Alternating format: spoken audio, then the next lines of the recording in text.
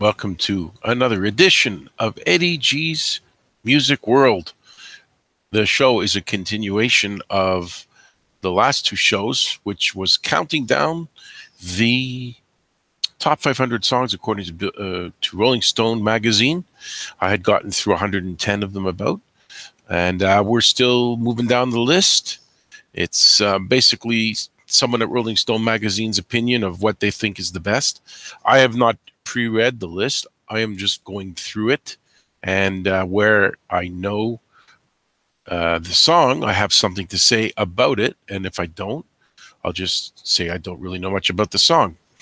Okay, the last song was number 392, The Verve, which was Bittersweet Symphony, and now up next is 391's, and it's the song Tell It Like It Is by Aaron Neville.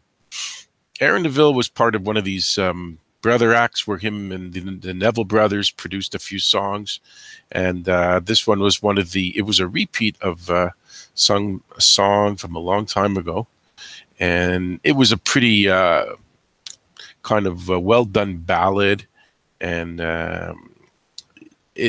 he has a bit of an off voice, like not a bad voice, but kind of unique voice. The stylings are very jazz oriented, and he did a couple of team ups. He did some duets, I think, with Linda Ronstadt and other people. And this was one of his more popular songs way back in his early years, 1966. So that was when he was just kind of starting out. And we're going to go down to the next song, a guy who I'm sure has been on this list quite a bit, because Elton John is the next one, Goodbye Yellow Brick Road. That album was one of the hot albums of that year, I believe. Yes, it was 1973. And this was a pretty amazing ballad, written, of course, words and music. Elton with the music, Bernie Taupin with the words. Kind of a very well done song that's just representative of the era of that type of music that Elton John at the time was huge. And he's coming to Montreal for a final tour in October. It's going to be a 3-year finale, but he is doing it. Okay, from that we go to probably completely different style. Yes, it is. Radio Free Europe by REM is at number 389. This was one of these songs where REM was their first hit that I can remember. And it was in a hard to hear song, because Michael Stipe kind of was well known for singing, but he doesn't pronounce the words well. I don't remember what his reasoning was behind it, but that's how he was. He kind of mumbled, and he just came up with words maybe the last second type of thing. But that's his trademark, is to mumble stuff. But I guess it works for him, and it is a great song. But next we're going to go to the next song on the list, number 388, U2's Pride in the Name of Love. I hate to be repetitive, but U2 songs kind of get painted by the same brush with me, that they're just overplayed. And before the birth of satellite radio, where there were like 60 or 50 something channels of music, there was only a couple of channels in my local market. And I don't know, the U2, the radio station just was obsessed with them, and they rammed every song down our throats. And I was co-written by the whole band, and of course, well known to be about Martin Luther King, and also Chrissie Hynde did some background vocals on it too. And there's nothing really bad to say about U2, except for the repeated comment that I've made that they just play too much. They're coming to town in 2-3 weeks. I'm going to have to skip them just because I have 2 or 3 other shows to go to see, and the person I go to see with doesn't have a lot of money, and so I probably have to lay out 200-300 for him too. So it's a lot of money just to go to see a band I hear their music too often as it is. And next is a staple from the 50s, late 50s, I believe. 1961. It's Ray Charles' song "Hit the Road, Jack." It was had the Raylettes, I'm pretty sure, singing the background on it. It was a good song about a bad relationship. It was kind of a story song, but not that much. But it had a good style to it. And we lost Ray Charles. I think it was 2004 or so. But this is one of his biggest songs. And okay, let's go to the next one. More an R&B flavor, that song, but it crossed over to the pop charts to be a #1 song. And we go next. Okay, here's a group that I know one of their songs. I'm not sure if this is the one. It's number 386, and the band is called Yeah Yeah Yeahs. The song is called Maps. Now I know the Yeah Yeah Yeahs, they kind of were big in the turn of this, like around 2000 to 2005, maybe in the late 90s too. I don't know if they're still around. They might have been, maybe they're the kind of band that, like the Pixies, where they're big and they kind of have a few hits early and then they don't really sustain themselves to be like huge stars. And, they just kind of probably drift around to do small clubs and they still survive as a band. But it's not a band that I know much about. Maybe this is the song, or there's another one that I know. So they kind of didn't leave a huge mark on me. The next band is also a huge band, a much bigger band in the alternative world. Number 385, Radiohead, with the song Fake Plastic Trees. Weird, because I know about 5 of their songs, and I'm sure they're coming up on the list at some point. But this one, just by looking at that title, doesn't mean much to me. Now, maybe it's a song. Often I hear songs, but I don't know the names of the songs. So maybe if I look into it and listen to it, I'll be able to say more about this band. But this is a band that's never had too many actual hits, but they come to Montreal. They're going to sell out 30,000 seat outdoor venues like Pop Montreal or one of those other festivals they have, because they're just so giant, especially here, that no matter what, without even having an actual top 10 Billboard hit, they're still popular. They managed to just be this alternative type of band that's always keeps their popularity. Looking down next, well, pretty common song that everybody knows. And number 384 is Pink Floyd's Another Brick in the Wall Part 2. It's amazed me that a band with like 25 good or great songs only had 2 hits in the span of probably about 45 years or so, because they had money and this song hit the top 40. I don't think anything else ever did. It's because they're such like an artsy band. They're like early Genesis. They didn't have hits. And, later Genesis kind of morphed into a more poppy band because Phil Collins took them towards that. But Pink Floyd never really, I guess they never really went to the top 40 range. They just were so big in the album charts. My memory is something in the 72 to 75 million albums sold, or CDs, albums, whatever, in the US. They never really needed the bubblegum song, but this song captured the audience and went to #1, and written only by Roger Waters. So you get some of these songs where Gilmour gets his name in there too, because he co-writes, but I guess this is most of the Wall. A lot of the Wall was only Roger Waters, so he's the only one getting credit, and it sounds pretty much a song appropriate to the way schools are, especially from where he comes from in England. But I see my kids going into school, and they're little 6.5-year-olds, and I say, wow, it's almost like they're being brainwashed. That you go in, they tell you what to do. You don't really have much of a choice in society but to go along with the rules that are put forward. I guess no rules is even worse.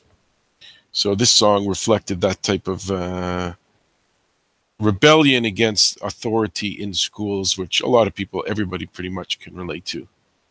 But maybe got too much airplay here too. I know it did. Number 383, Chuck Berry, Brown-Eyed Handsome Man, was one of his earlier songs, 1956. He just passed away about a year and a half ago, and he was an innovative guy. He got into the Rock and Roll Hall of Fame, admired by all. Had a bit of a past that wasn't. He did a few things that maybe he shouldn't have done with women, and cameras hooked up in the bathroom and whatever. So he was a bit of a creep. He also was known to want to get paid up front for his concerts, and he left with briefcases full of money, and he had a unique way of doing things. He wouldn't tour with a band. He was known to show up and just hire locals for cheap money to get to do the concert. And, that way you don't have to carry them with all the expenses of hotels and food vouchers and keeping them going. Traveling, all that gets expensive. But he was pretty good with money. He's the only one who wrote the song, so he's a pretty talented guy. It's from Chess Records. Next, we go to number 382, Sam Cooke, Wonderful World. A nice up-tempo ballad. I know that it was covered by, I think it was Simon and Garfunkel, or at least Paul Simon. Sam Cooke wrote it, and Herb Alpert and Lou Adler co-wrote it too. Of course, Herb Alpert was A&M Records and had his own instrumental songs. And Lou Adler, I think, is a big-time producer from the 60s. This was from May 1960. And Sam Cooke, I've heard that he was his roommate, Lou Adler. And Lou Adler had written most of it. And then together they put it together and made it a million seller. I mean, Sam Cooke had a sad ending. I think he was shot by some hooker or prostitute in the mid-60s, something like that, because he had a pretty good career, but it was cut short. Number 381, the band Television, Marquee Moon. I know this song. It was a punk anthem type of thing. I remember winning a music contest on the radio because I guessed that song. I don't know if they're still around. They were like a Ramones type of era. They all came out of the same type of movement. They did shows, a lot of them in CBGBs and other venues in New York. Excuse me. Television did not keep an extensive career going. They must have burnt out pretty fast because you don't hear much about this band past that 2 or 3 year period in the 1977, 78, 79. It was not a hit record because it was a bit underground, so those type of songs did not turn into massive teeny bop songs.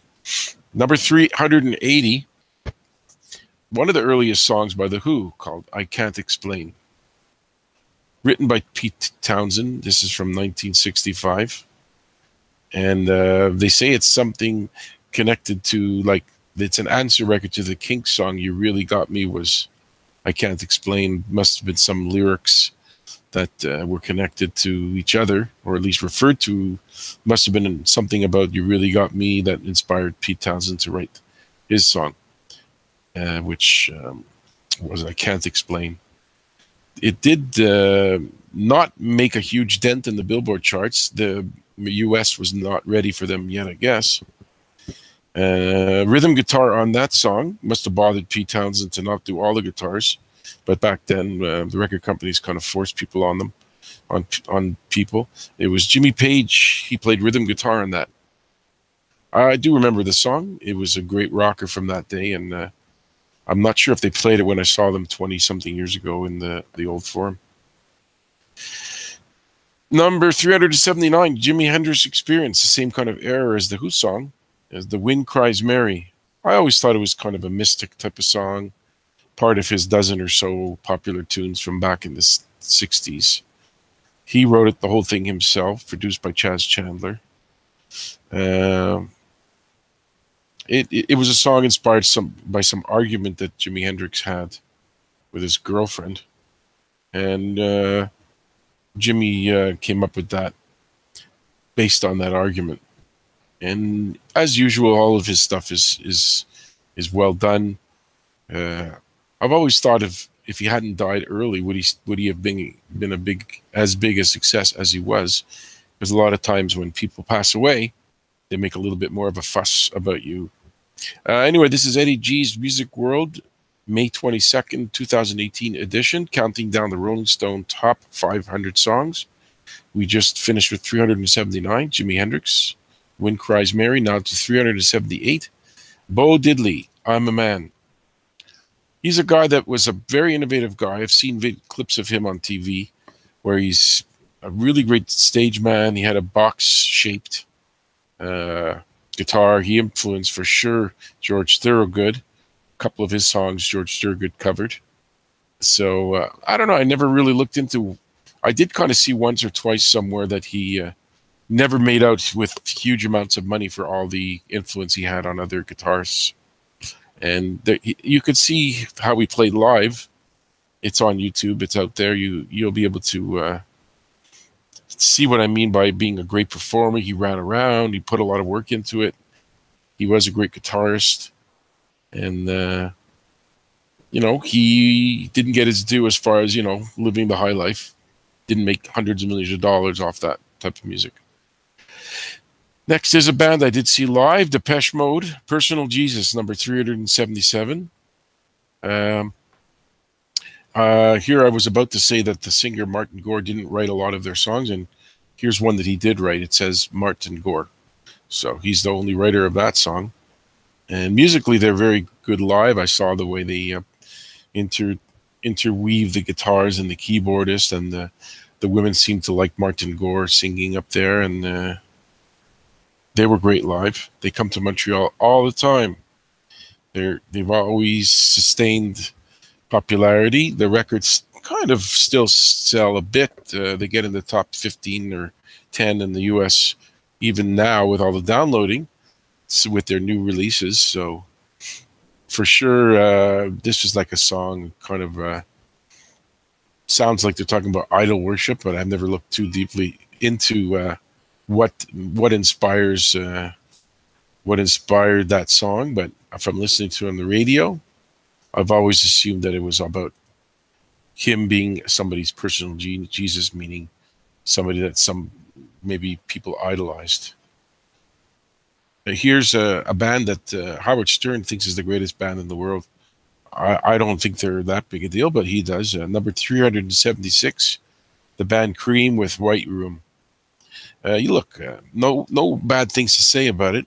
I just find they don't blow me away. They're talented guys, singing well, guitars are great, but maybe because there's 2 or 3 songs that got played so often that it just got on my nerves to keep hearing Cream played on the radio all the time. And I wouldn't I think one of them has passed away, and I don't see them reuniting for a concert tour anyway. But look, they were what they were. They were okay. They were good, but I don't care that much about them. And I don't go raising the volume of the record when I hear it on the radio. Let's put it that way. Probably I'll just change the channel. Next is Bee Gees, more of a ballad song. Number 375, Bee Gees, How Deep Is Your Love? I was pretty young back then. I kind of liked the sentiment of the love song that it was. Of course, all 3 brothers were collaborators on this writing of the song. We're down to 1 G, which is Barry. And this was part of the Saturday Night Fever soundtrack that came out. Of course, that was sold 25 million copies around it. So getting your song on that album was a smart move. I know there was somebody that, I think it was Boz Scaggs, he was offered to be on that album, and he said no.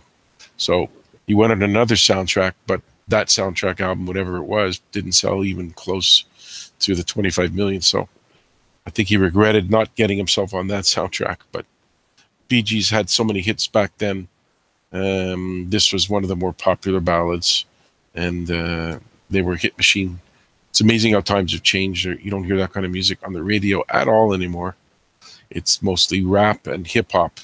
The Bee Gees dominated back in the 70s, and I remember you couldn't hear anything but Bee Gees music for a couple of years straight. Number 374 is the Righteous Brothers, Unchained Melody. Over the top ballad. I'm sure it was in Ghost. Yeah, it must have been in Ghost. Spector produced it. This was huge at the time. It was re-released when the Ghost movie came out. I think it was the 80s, and it became a hit a second time. And one of the Righteous Brothers has passed away. One is still alive, Bill Medley, I believe. Yes. And this was definitely one of their top 5 ballads of all time for them. They had 3 or 4 other ones. Maybe they'll be on the list a little later on. Number 373, Bob Dylan's Highway 61 Revisited. Okay, this is the coming out of the time when he was knocking out a lot of folk songs, and this was one of the good ones. I didn't realize Bob Johnson. No, Bob Johnson is not Bruce Johnson. I was thinking they were related, but I don't know. But he's the producer, and of course, he wrote it, Bob Dylan. And it's an FM classic. It wasn't a chart single or anything that got high. It was typical of his music that he was coming out with back in those years. And somehow he's still touring. The guy has to be in his 76, 77. I don't know how somebody that old and that wealthy gets the energy to go, get on his plane and try to make more money. You'd think he'd want to relax, but no, he's out there touring, comes out with records. I don't know. He still might do a radio show. I'm not sure. But this was typical of what he was coming out with at the time. Okay, we're going to go to the next song. 372. I always liked this song. I didn't buy a lot of records when I was young, but I bought this one, the Box Tops, The Letter, with Alex Chilton. Let's see, I bet he wrote it. No, he didn't. Wayne Carson Thompson wrote it. But producer Dan Penn. There was a guy named Penn from the America Band. I don't know if that's the same guy. Oh, that's Dan Peek. I'm getting my Penns and my Peaks mixed up. This one was covered by Joe Cocker a little bit later on, and by the Box Tops, it was number 1. They also, Alex Chilton left that band. It ended, and he did, I think it was Big Star. I never really heard much about Big Star. I heard a couple of their songs, and it was pretty good. And Alex Chilton died about 5 years ago, I think. And let me see if I know any. I always thought it was a nice story about a relationship and everything. But this was a classic tune from when it came out, and I like the airplane sound effect. Very fast song, maybe it was 2 minutes or so. Great, perfect pop gem of a song. Number 371 is The Clash. Seems to be a lot of Clash songs I don't know, even though I went and saw them live. See, here's a song called Complete Control.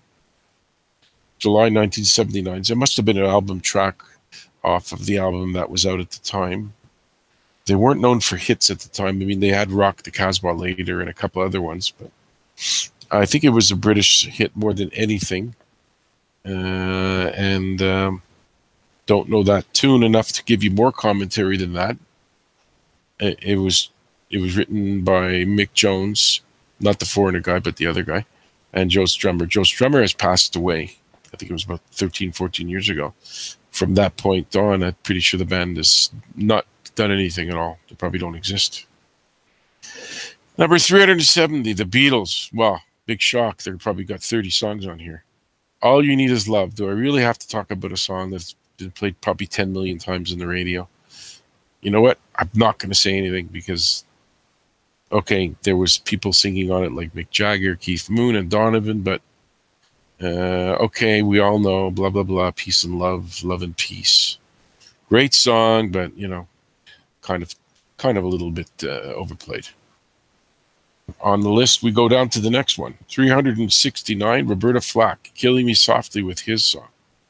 I've heard it's about Don McLean, but I never knew if that was true. And yeah, okay, it was inspired by a show that the writer had seen. Okay, that somebody had the idea. They saw the show. They took it to Gimbel and Fox, the writers, and they they came up with the song, and then Roberta Flack heard it by somebody else, and like I think this Lieberman did a version of it, and of course nobody knows much about Lieberman, Lori Lieberman. She didn't become a star or anything, but Flack must have gotten to the writers and said that she wanted to do it, which was a good move for her. She had about 4 or 5 hits, and this was definitely a huge one. Number 368, Muddy Waters, Got My Mojo Working. Okay, Muddy Waters, huge influence. Rolling Stones talk about them. Other bands talk about him. He for sure was a big blues act from I don't know where he was from, probably somewhere in Georgia or something.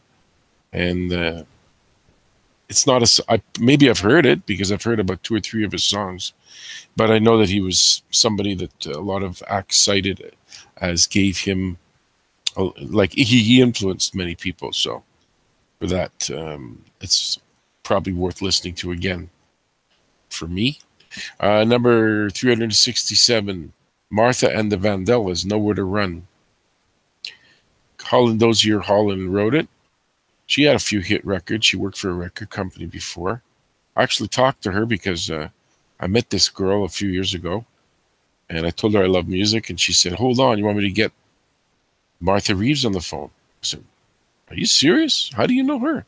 And it was apparently some friend of her mother's in the States somewhere, and she was working in the government or something, or the mayor of some town. So I spoke to her for a couple of minutes, and sounded like her, and doesn't sound like something someone would make up, like, oh, I know Martha Reeves. It's too bizarre to lie about that. So I'm sure it was her. She seemed pleasant enough and talked to me for a couple of minutes, and that was it. But that's number 367, Nowhere to Run. I'm sure someone else covered that. I'm trying to think. Maybe it was the Supremes covered it or someone else covered it. I'm not sure who it is. Number 366, next on the list, the Jimi Hendrix Experience, Little Wing. Kind of like the other Hendrix songs. Kind of more of a ballad, if I remember correctly. He wrote it. And trying to see if there was anything major that I could take from all that. Again, like I said, he's a guy that was great, had the great guitar skills, sang pretty good too. And I know about 4 or 5 of his songs. This one I don't know as well, but I have heard it. So I'm going to go to the next song. 365, Eurythmics, Sweet Dreams Are Made of This. That was, I believe, a #1 song. Yes, it was. Might have been the first song that they had as the Eurythmics. They were in some other band and they did a cover of I Only Want to Be With You, the Tourists, earlier on, but then they changed into Eurythmics. And this was also covered by Marilyn Manson. He slowed it down and made it creepy and kind of dramatic, you know. But this was a good tune from back in '83. Memories of my radio show on a radio station in Sherbrooke, Quebec. I used to play this song.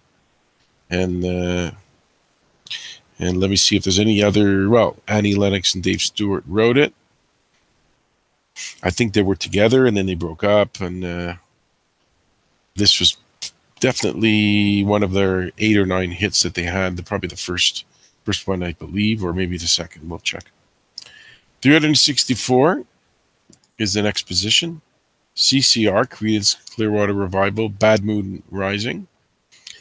For me, he always was the guy that sounded like he was black and he was white. John Fogerty was known for that type of style. I've seen him live in concert twice on his own, not with Creedence, the rest of the band. They've had a massive break, of course. The 2 or 3 other surviving members, or 2 other surviving members, I believe. They are CCR Revisited or something. And they go around playing CCR music, and they claim that they were the brilliance of the band was them. And of course, John Fogerty says it was him. And Fogerty says he would tell them what to play, and they would say, no, they knew what to play. They didn't need him to tell them. So they don't get along. They have to be inducted together in the Rock and Roll Hall of Fame. And they were like, they looked a little uncomfortable up on the stage where, you know, they don't like each other and they had to talk kind of one after the other. And obviously Fogerty is also well known for suing his record company, and it's been a mess. He signed a lousy contract when he was 15 years old, where he didn't make a lot of money, and he had to sue. And this is a band better known for the messy court battles and fights within the band than the music. Although the music was great too. They kind of had a 3-year stint of smashing out hits, and then by that time they were kind of disintegrating, fighting, squabbling, and they kind of had to stay away from each other, a lot of the members, and it's a real mess. But the song itself, definitely great, but maybe a little too much. This is one of their number 2 songs. They never did get to number 1. They almost made it. Number 363 is Elvis Costello, Watching the Detectives. That one I do remember. I like that approach that he had on there, where it was kind of a little bit of an interesting story that he told, and the music was great. And I know that he also had a bit of a dispute with his band. I remember reading that kind of similar thing where they kind of went off on their own, the band, without him. And, he's been a solo act for probably 30-something years. And he did write the song, apparently, by himself. And, he morphed into many different types of music genres. That guy was into a lot of country a little bit, and then it was pop. And I guess he's talented. I mean, the guy's still does tours, and he's been around for 45 years. So got to give him credit if he managed to survive that long. Number 362, Eric Clapton's song Tears in Heaven. Super sad, all about his son, I think, falling out of a window. He has one thing in common with Robert Plant. No, Robert Plant's son didn't fall out of a window. He had a disease. But his son fell out of the window, and that was about seeing him in heaven one day. I didn't realize this. Will Jennings co-wrote it. I wonder if he's related to Waylon Jennings, but probably not. Anyway, Clapton, of course, had that horrible situation, and it's become a staple on pop, our adult contemporary type of stations to play it. I would say it's a little too mushy, but because it's a true story about how his son died, I guess I understand it's sad for that reason. People shouldn't have to go through a horrible situation like losing a child, that's for sure. And I'm going to go down. 361, classic from Elvis Presley, All Shook Up. Had an argument a little bit with someone on a website saying how I think Elvis kind of took a lot of stylings from the black acts from the 50s, and he says, no, prove it. Who did he steal from? And of course, I don't know the names. I said, look, Elvis played he went to a few clubs and saw them play for 100 people. Some of these acts were not huge stars playing in arenas and auditoriums. So he used to, rumor has it, that he would borrow a lot of the style from them.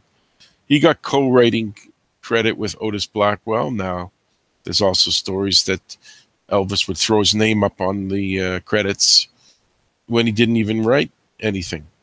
I don't know. I mean, I'm a music guy, but I don't know every single story. I mean, what if I read a story that he stole, that he got credit for writing songs that he didn't write? How could I unprove it?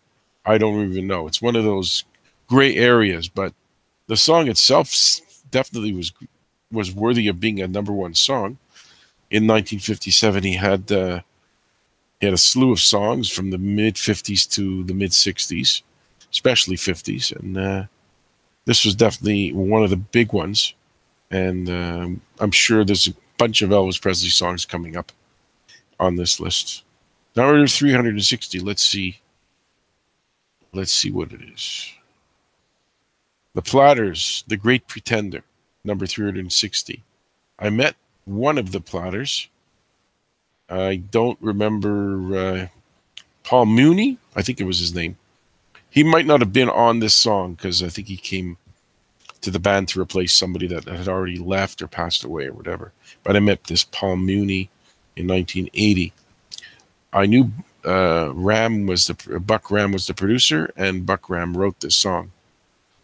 And They were a band that didn't play instruments, I'm pretty sure, but they did have beautiful voices, and they knocked out a good 10, 15, 20 hits. Also, they had hits on the R&B chart, not just the pop charts. And this was a #1 on the pop charts. So it was rare to have a black act in 1955 cross over to hit #1. Here's another great song from number 359, Little Eva's song, The Locomotion. Written by Jerry Goffin and Carole King, a married couple, divorced later. And she was their babysitter. And it was not hard to come up with hits, so she just wrote this with her husband for Little Eva, Eva Boyd. And this was a #1 song. And definitely catchy. I never got sick of it. And I know Grand Funk Railroad did a slowed down metal-ish hard rock version of it, which was also pretty good. And this was like a dance song. And I don't think Little Eva came up with too many songs after that. She was probably more of a one-hit wonder. Next is Ben E. King's song, Spanish Harlem. Number 358 on the top 500 Rolling Stone list. Before looking, I think it's a Lieberstoller. Let's see if I'm right. Yeah, Phil Spector and Jerry Lieber. So Spector got a co-write on that. No wonder he lived in that mansion. This was a massive song. Hit number 10. And he was in the Drifters, which was a huge band, and they had a lot of singers coming in and out. Kind of like the Platters in that the singers would change quite a bit. Let's see if there's a really good story you can think of that goes along with this song. But no, I don't have much of a story about it, but it sounds like a little bit like people wrote it about some area of New York, Spanish Harlem, and I guess Spector and Lieber collaborated on this, and that's probably the only time they really collaborated on a hit. Number 357 is the next song on the list, the Isley Brothers song, That Lady, parts 1 and 2. I think I remember buying this record. It was really, really popular back when I was 13. And there's only one Isley Brothers left. I think it's Ronald, but I could be wrong. But they co-wrote all of it, and I think there's definitely a commercial with an Isley Brothers song on the radio, on the TV. That might be the song. Now I realized that they had other brothers that were on this record, Ernie and Marvin. So there must have been more than 3 Isley Brothers. I always thought there was 3. But there were 5, I guess. But not sure if they were official members of the band or not. Not sure if they're alive or not, but anyway, they had a bunch of like Sly and the Family Stone style hit records back in the 70s. Very, very funky, good quality music. Number 356 is the next one. Elton John's Candle in the Wind. So they're not morphing it with the remake of his own song, which was the Diana tribute. I forget what was that called. Maybe it was still called Candle in the Wind. I don't know. I don't know. It's not a big deal. Well, I know he reworded the words, Bernie Taupin probably, to fit the Princess Diana death in 1997. And originally it was about Marilyn Monroe, and then later on, because of the rewriting of the song, the words, and it came out for the tribute to Princess Diana, which is good, interesting timing because her son just got married. The royal wedding was recently, which I don't care for at all. I didn't bother to watch. Here we go. I get stuck with a song I don't know anything about, which happens when Dr. Dre and Tupac get together. This is number 355, California Love. So when it gets to these type of areas where the hip hop and rap start to merge, most of those songs I don't know. I just know that those two guys, Tupac was revered as this unbelievable rap hip hop guy, and Dr. Dre working with different acts, Snoop Dogg and Eminem, and probably another few, is also revered. So I can't tell you much more than that. I just know that there was a sample of a Joe Cocker song in there, but I don't know. There's not really a whole lot I can say about that band, about that collaboration. Number 354 was a song called La Bamba from Richie Valens. That one I do know quite well. The movie came out, La Bamba, and there was Los Lobos, I think, redid this song.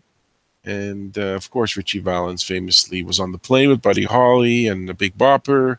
My birthday, February 3rd, but 1 year before I was born, 1959. Don't know more about that than that. William Clausen wrote it. Don't know much about him, except I know that this Valens probably would have been a big star that would have endured, because he had another hit called Donna, and based on those 2 or 3 songs, there's probably one more, you would think the guy would have had lasting power, but unfortunately got on the wrong plane at the wrong time. Number 353, Big Brother and the Holding Company, Piece of My Heart. So you hear that song, you don't think about the band as much. Of course, you think about Joplin, who was the singer on it. And I see that it was originally done by Irma Franklin, Aretha's sister. And this one was a more over-the-top, and of course much better known, because Joplin was an innovator in the bluesy singing style, and another example of someone who died 27 years old, and way before she was ready to be finished. But when you get in, she overdosed on drugs, so of course her career was cut short due to having bad timing of doing things she shouldn't have been doing back then. And I wonder if she ever came to Montreal. That's something I should look into. Number 352, Laverne Baker. I've heard of this singer. I even heard of the song Jim Dandy, but her version of it I don't really know. She was bluesy, and apparently people did covers versions of songs that she did, and she didn't appreciate that and filed a lawsuit against people, maybe because they were having bigger hits than she was with it, because she was never a staple on the charts, never a huge star in her own. But I know her name, and for sure she probably has a couple other songs that I do know. There's a guy next, Dion, number 351, and the song is Run Around Sue. This guy's still around, believe it or not. He still does shows. He's probably 75 years old. He co-wrote it with Ernie Maresca. I think he had a dance song, Ernie Maresca. Shout, maybe? Oh, I don't remember for sure. But this song was a staple on the charts back then, 1961. So this guy probably he's easily close to 80 years old, 78 years old, 77. But it has staying power, this song, because it was a really good kind of delivery he had vocally, and it was a fun, poppy, upbeat song, and it stands the test of time, even though it's 57 years old.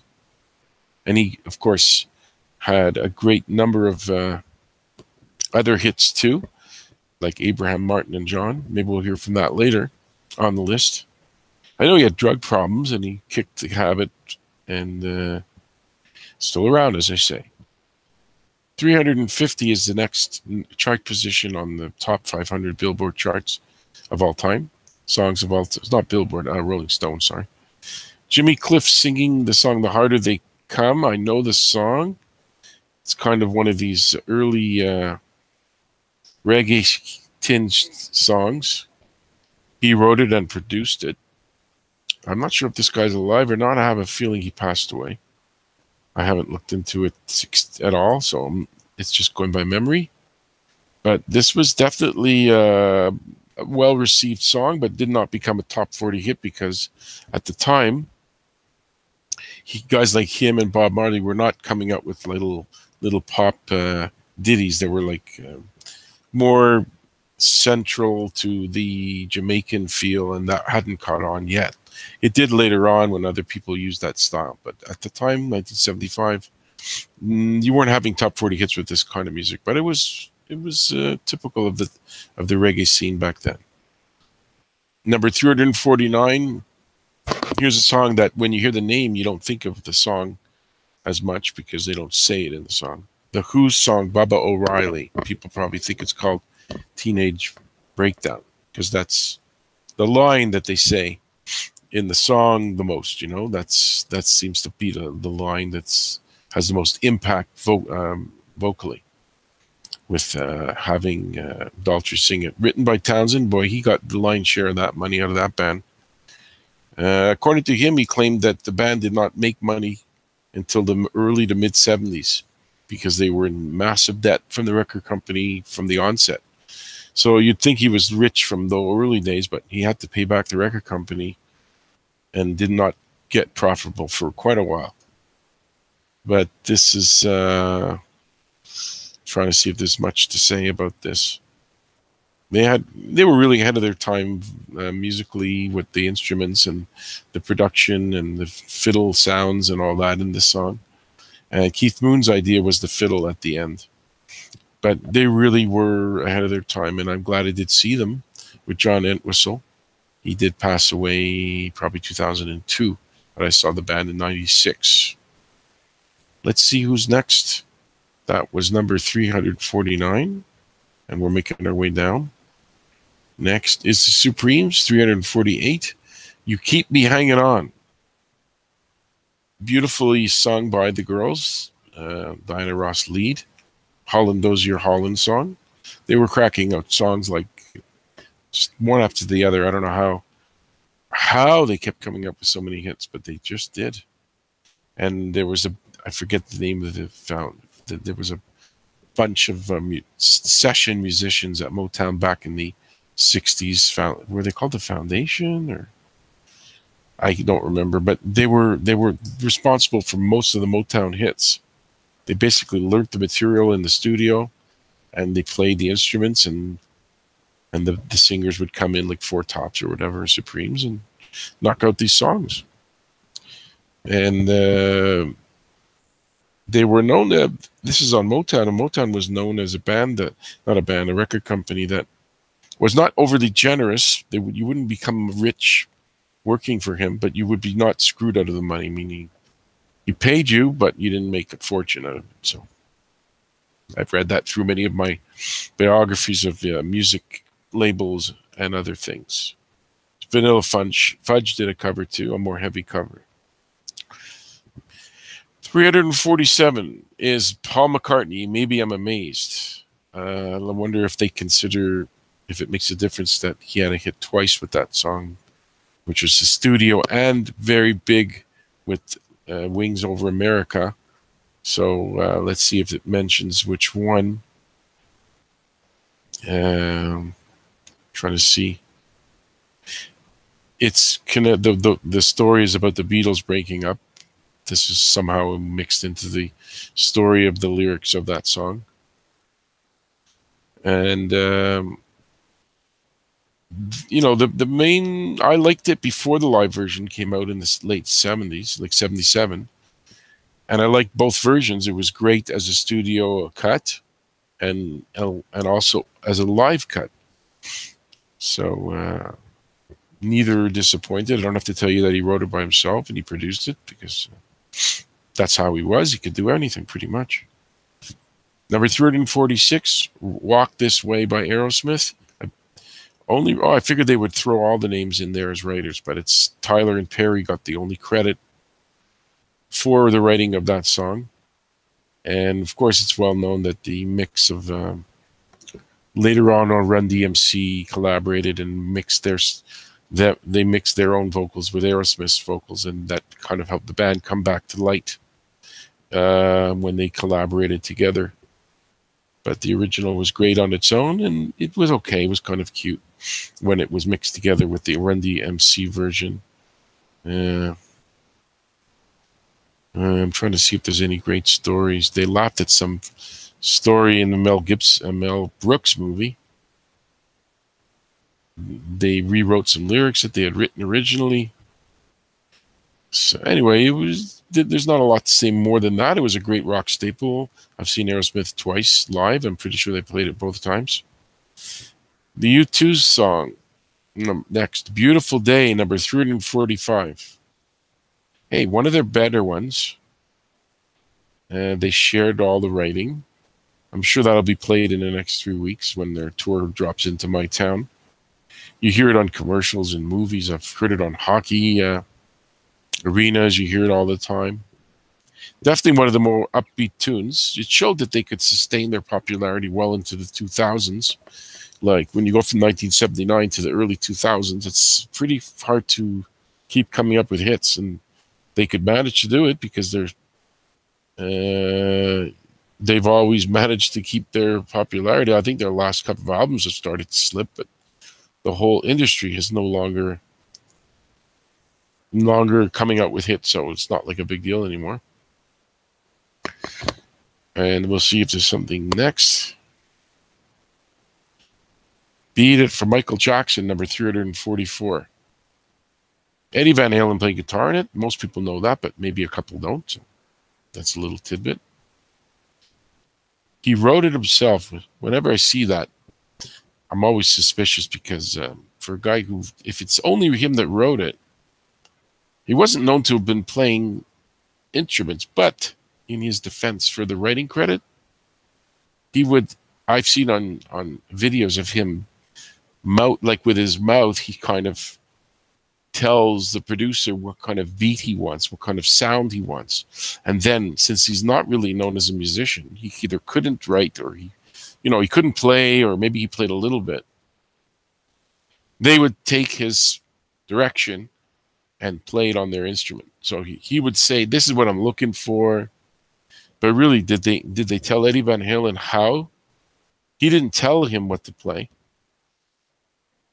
It's because like Eddie Van Halen knew what he wanted to play. I don't think they probably gave him the finished track without the solo. So technically not giving Eddie Van Halen a co-writing on that song when his guitar solo stands out front and center in the mix of the song is kind of a little unfair. Not that Eddie Van Halen needs the money or cares that he didn't get his credit, but it would have made him another few $1 million if he would have convinced Jackson to throw his name in there as a writer. You could be sure it would have made a lot more money because he probably just got paid for the session, and that's it, because he didn't get credit for it. But it says on information that I've looked up that they didn't really tell him what to do. He did it himself. He put in his own take on the song, and anyway, just one of those things that bugs me when acts have contributors, but the contributors don't get credit. They're just session guys. So if you came in and you play keyboards and you whipped out a beautiful keyboard part on a song and it's the #1 song, you should be getting credit for co-writing it. But a lot of times they said, here's your $1,000. You were never heard from, seen again. You're just a session guy, or maybe you showed up on another session, but you weren't getting credit for that song, financially at least. Number 343, the Rolling Stones' Wild Horses. It sounds like it was about a particular love affair that they might have had. Richards wrote a lot of it, but now I remember seeing that his wife, he missed his wife, his first wife, Anita, and it was kind of about the relationship. And Mick Jagger, of course, still wrote it too. And the two of them collaborate on all. I don't know if there's any Rolling Stones that's an original version, that those two are not the sole writers. I'd be curious to see if other people wrote that song too, wrote other songs for the Rolling Stones, but I know that one pretty well. It was a number 28 hit, but it was kind of different than typical top 40 music that you would hear back then, because the Rolling Stones didn't really write that much poppy commercial song. They did what they wanted, and a lot of times it worked out pretty well for it. Coming down towards the latter part of the show, Eddie G's Music World, 7th edition, and we're doing music discussions, and I'm taking the lazy route, admittedly, and just talking about songs that I see on on the Rolling Stones Top 500 of all time. Number 342 is the Velvet Underground, Sweet Jane. I know this one because I knew a guy back in the 70s. He lent me a bunch of Velvet Underground records and Lou Reed records, so I know quite well. And Lou Reed wrote it. I've heard that there's a lot of criticism about Lou Reed, that he didn't really play instruments or anything. He just basically was a singer with not even a great voice.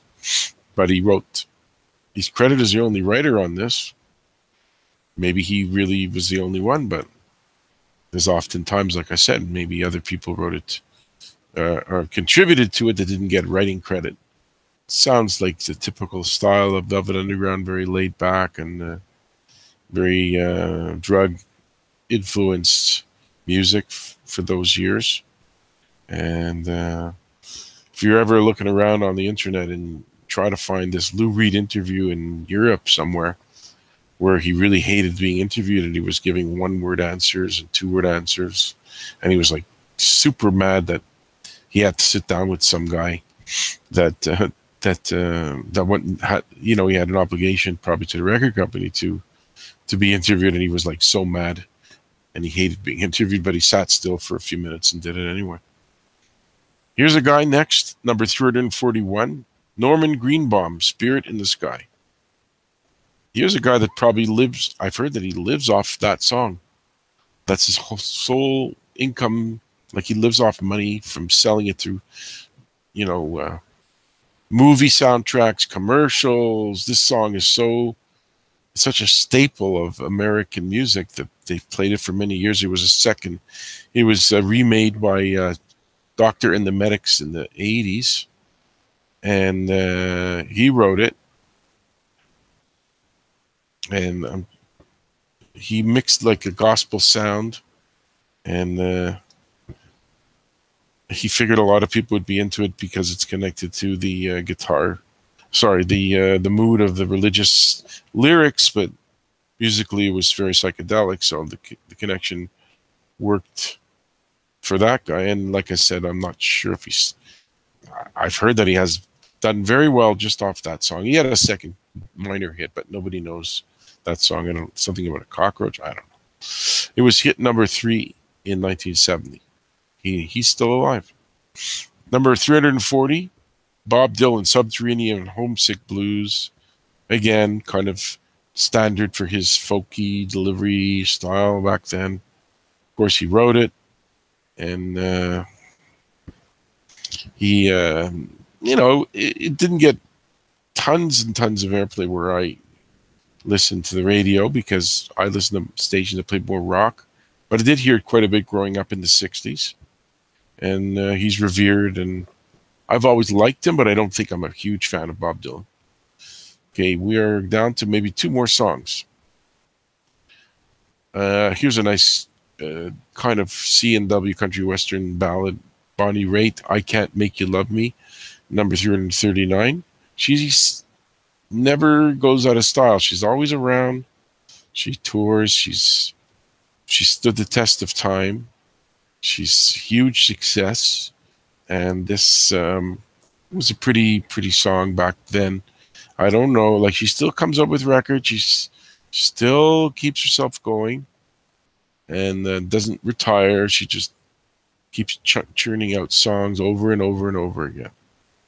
Here's a song I never realized that people would put it on a list separately, because it goes into another song. Number 338, Queen's We Will Rock You. I did see Queen with Adam Lambert. Unfortunately, in the early, late 70s and 80s, I could have seen Queen with Freddie Mercury, but whoever I was friends with at the time always didn't want to go with me, or whatever. I never seemed to go. Nobody wanted to go with me to see Queen. But we all know the song. It's a sports anthem where it leads into We're the Champions. Somehow that's not connected with this song. It is, but on this list, they didn't put them together. And Brian May and Mike Stone co-wrote it. And I know that you hear it at sports, like as soon as a team, it used to be played connected with We Are the Champions by Queen as well. And they play them together constantly. It's always like a song you always hear back to back with We Are the Champions. It's like a sports stomping and great vocals too. So that's it for this week. Eddie G's Music World counting down. This another excerpt of the Rolling Stones Top 500 Greatest Songs of All Time.